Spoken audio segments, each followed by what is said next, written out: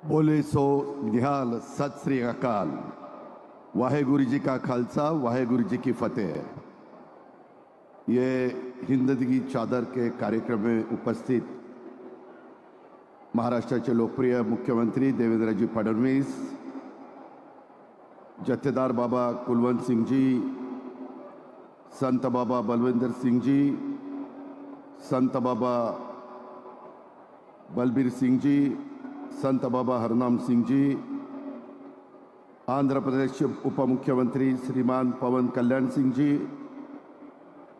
मंत्रिमंडळातील आमचे सहकारी पंकजाताई मुंडे, गिरीशजी महाजन, अतुल सावे, बाबासाहेब पाटील, प्रदेशाध्यक्ष भाजपचे रवींद्र चव्हाण जी, खासदार अशोकराव चव्हाण, प्रतापराव चिखलीकर, अनेक खासदार आमदार उपस्थित आहेत, ते सर्व उपस्थित मान्यवर, तसंच विजय सतबीर सिंह जी, दिल्लीचे कॅबिनेट मिनिस्टर मनजिंदर सिंह जी सिरसा,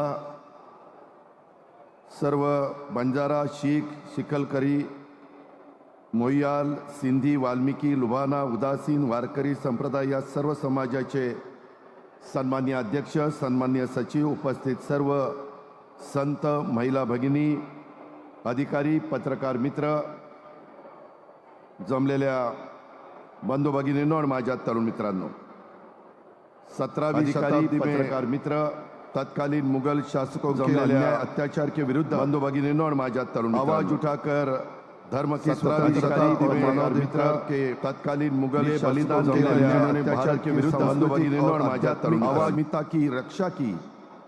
वे हिंदती चादर श्री गुरु तेग बहादुर साहिब जी की 350वें शहीद समागम के अवसर पर आयोजित इस कार्यक्रम के लिए इस निमित्त में हम सभी यहाँ इकट्ठा हुए श्री गुरु तेग बहादुर साहब जी का गौरवशाली इतिहास, उनके द्वारा की गई सांस्कृतिक और आध्यात्मिक अस्मिता की रक्षा तथा उसके लिए दिया गया बलिदान का स्मरण हो, यही इस कार्यक्रम का उदात्त उद्देश्य है। मैं सबसे पहले गुरु नानक देव जी के नमन करता हूँ और साथ साथ जिनके शहीद समागम को हम लोग आज इस संगत के रूप में नमन कर रहे हैं, ऐसे 90 गुरु तेग बहादुर साहब जी, इनको भी मैं नमन करता हूँ। श्री गुरु तेग बहादुर जी सिख धर्म के 90 गुरु थे। उन्होंने प्रार्थना, परोपकार, सेवा, सादगी और दूसरों की सेवा को महत्व देने और निर्भीकता का प्रचार किया। उनके प्रवचन और भजन गुरु ग्रंथ साहिब में शामिल है।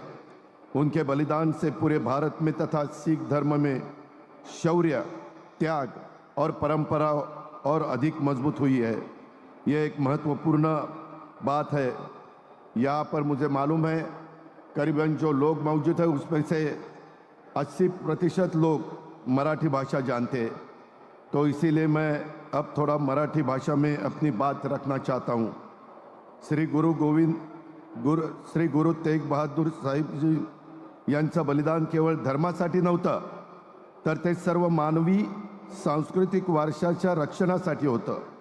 त्यांच्यासाठी धर्म हा सांस्कृतिक मूल्याचा आणि जीवनशैलीचा एक आदर्श होता। म्हणूनच धर्माच्या खऱ्या शाश्वत मूल्यांच्यासाठी त्यांनी दिलेलं बलिदान हे अनेक अर्थांनी महत्त्वाचं आहे। जुलमी शासनाच्या, विचार स्वातंत्र्याच्या, धर्मविरोधी दमनकारी धोरणांविरुद्ध गुरु तेग बहादुर सिंह जी यांचं बलिदान एक अभूतपूर्व ऐतिहासिक घटना होती। त्यांच्या निर्भय आचरणाचं, धार्मिक आणि नैतिक दृढतेचं ते सर्वोच्च उदाहरण आपल्याला देता येईल। गुरु गोविंद सिंह यांनी त्यांच्या विचित्र नाटक या नाटकात श्री गुरु तेग बहादुर यांच्या अतुलनीय बलिदानाबद्दल सविस्तर वर्णन केलेलं आपण सगळ्यांनी पाहिलेलं आहे। त्यामध्ये धर्म तत्वज्ञान जनतेपर्यंत नेण्यासाठी आणि जनकल्याणाच्या कामासाठी श्री गुरु तेग बहादुर सिंह साहेब जी यांनी भारतातील विविध ठिकाणी प्रवास करून लोकांच्या आध्यात्मिक, सामाजिक आणि आर्थिक उन्नतीसाठी रचनात्मक कार्य केलेलं आहे। त्यांनी धर्माच्या खऱ्या प्रसाराबरोबरच प्रचलित सामाजिक रीतिरिवाजांवर विशेषतः अंधश्रद्धांवर तीव्र प्रहार करून जनकल्याणासाठी नवीन साधे सोपे आदर्श स्थापित केलेत. याचबरोबर प्राणीसेवा, दानधर्मासाठी विहीर खोदणं, धर्मशाळा बांधणं इत्यादी सार्वजनिक कल्याणकारी कामं देखील त्यांनी केलेली आहेत. पंतप्रधान श्री नरेंद्र मोदीजी यांच्या पुढाकाराने देशातील अनेक राज्यांच्या शालेय पाठ्यपुस्तकात श्री गुरु तेग बहादूर साहेबजी यांचं बलिदान आणि 4 साहबजादे यांच्या वीर बलिदानाचा इतिहास शालेय विद्यार्थ्यांना शिकवण्यात येणार आहे. ही गोष्ट शीख धर्मियांच्यासाठी आणि गुरु नानक नामलेवा संगतसाठी सन्मानाची ठरेल यात शंका नाही. भारतीय सांस्कृतिक व आध्यात्मिक परंपरा ही अनेक संत, गुरु आणि विचारवंतांच्या योगदानातून समृद्ध झालेली आहे आणि या परंपरेत वारकरी संप्रदायाचं अग्रणी संत नामदेव महाराज आणि शीख धर्माचे 9वे गुरु श्री गुरु तेग बहादूर साहिबजी हे 2 युगपुरुष वेगवेगळ्या काळात जन्मले. या दोघांच्या मध्ये सुमारे 300 शतकांचं अंतर असलं तरी त्यांच्या जीवन कार्याचा आणि तत्वज्ञानाचा अभ्यास केला तर त्यांच्या मूलभूत विचारधारेत आपल्याला खूप समानता दिसून येते. दोघांनी ईश्वर एकत्व, अन्यायाविरुद्ध संघर्ष आणि धार्मिक स्वातंत्र्याचा पुरस्कार केलेला आहे. संत नामदेव महाराजांनी भक्तीच्या मार्गाने समाज परिवर्तन घडवलं तर गुरु तेग बहादूर साहेबजींनी त्याग आणि बलिदानाच्या मार्गाने धर्मरक्षणाचा आदर्श निर्माण केला. नामदेव महाराजांच्या अभंगातील अनेक रचना सिखांच्या गुरु ग्रंथ साहेबजींमध्ये समाविष्ट आहेत. त्यामुळे देश विदेशातील शीख बांधव मोठ्या संख्येने महाराष्ट्राच्या हिंगोली जिल्ह्यातील नरसी नामदेव या धार्मिक स्थळाला देखील भेट देत असताना आपण पाहतो. गुरु तेग बहादूर साहेबजी यांच्या हौतात्म्याबरोबरच श्री गुरु गोविंद सिंगजी महाराज यांना मिळालेला गुरुता गद्दी दिवसाचा देखील 350वं वर्ष साजरं होत आहे. त्यांनी जवळपास 33 वर्ष 10वे गुरु म्हणून कार्य केलं. गुरु गोविंद सिंगजी यांनी शस्त्र आणि शास्त्र यांचा समन्वय राखून संत आणि सेनापतींची भूमिका पार पाडली. श्री गुरु गोविंद सिंगजी यांचा शेवटचं वास्तव्य आपल्या नांदेड येथे राहिलं आहे. श्री गुरु तेग बहादूर साहेबजी यांच्या हौतात्म्याचं संस्मरण करताना श्री गुरु गोविंद सिंगांचे यांचे विचार देखील आपण आत्मसात केले पाहिजेत.